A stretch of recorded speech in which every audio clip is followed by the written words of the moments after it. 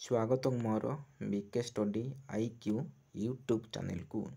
आज गोटे Odisha staff selection commission तरफ बहुत बड़ अपडेट आसी तेणु आपण मानू यही वीडियो मध्य मु डिटेल कहि एवं डिटेल कहवा पूर्व वीडियो को गोटे सब्सक्राइब कर दिंतु एवं पाखरे थिबा ऑल नोटिफिकेशन को दबाई दिंतु जहाँफल कि आपण निकट में यहपरी जॉब इनफॉरमेशन वीडियो पहुँचो।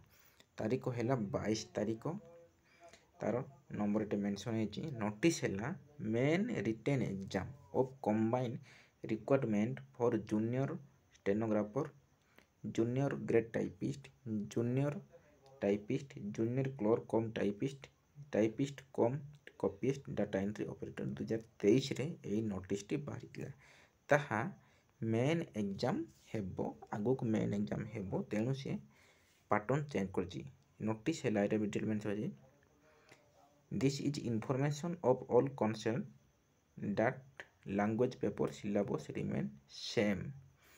तार syllabus एवं language paper पूरा सेम अच्छी किंतु से तार पैटर्न एवं format question is likely to change a little compare to last year.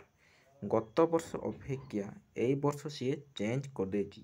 ए वर्ष सी केमिति पकेइबो ए वर्ष सी पकेइबो मल्टीपल चॉइस क्वेश्चन आसीबो। गत वर्ष केमिति थिला गोटे प्रश्न देइथिबो सेही प्रश्नर आपण माने उत्तर लेखुथिले बास किंतु ए वर्ष गोटे प्रश्न थिबो सेही प्रश्नर चारिटी ऑप्शन थिबो सेही चारिटी ऑप्शन भितर गोटे चूज करिवे। ए वर्ष गोटे चेंज कर देला ओएसएस तरफ बहुत बड़ गोटे खुशी खबर।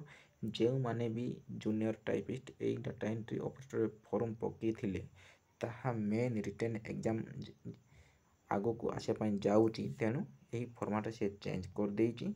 आप मैंने जानतु आप तो जान नथिबे तेणु सांगसाथी मान को शेयर करंतु से मैंने जानवे।